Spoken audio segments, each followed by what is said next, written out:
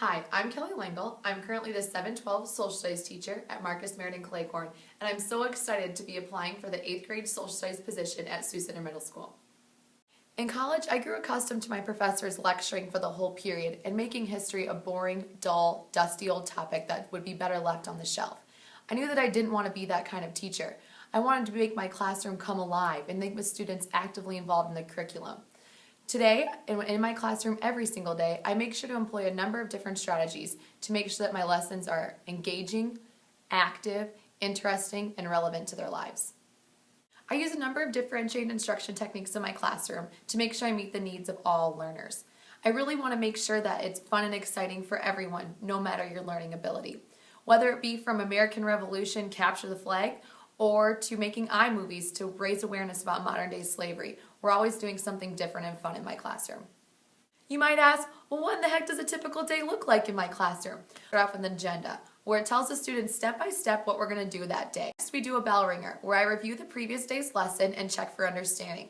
During the bell ringer, I usually like to get the kids up and out of their desk. For example, the other day in 7th grade social studies, we played tag, and in order to get the person out, you had to tell them something new you learned from yesterday.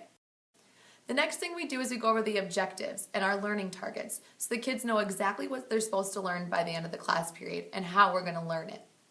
A typical lesson usually begins with 5 to 7 minutes of direct instruction. During that time, I give the students basic background knowledge on the topic we're going to cover that day. I always try to incorporate technology into this portion in order to help present the information. I use PowerPoint, Prezis, Animoto, and iMovie in order to get that information across to my students. Following direct instruction comes the heart of the lesson, where the students get to put their hands on history and make it come alive. In the following lesson, I taught the students the important reading strategy of visualization. We first started by reading a short biography on Genghis Khan.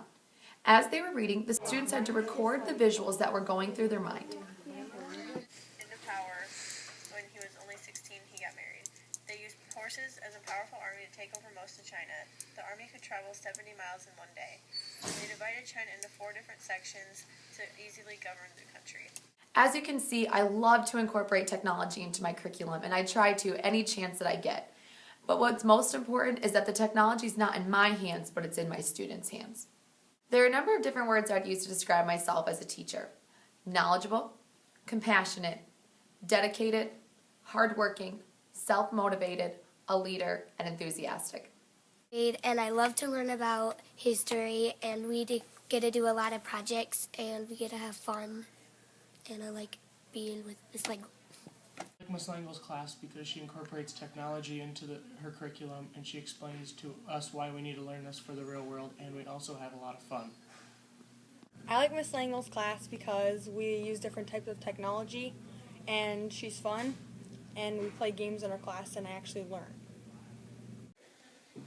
Well, I find Mrs. Langel's classroom really fun.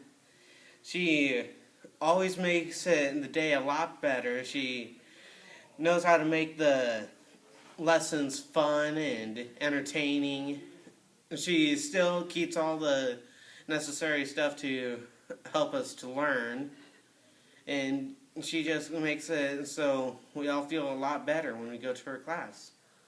This is just a snapshot of me as a teacher. I really hope that soon you can see the big picture.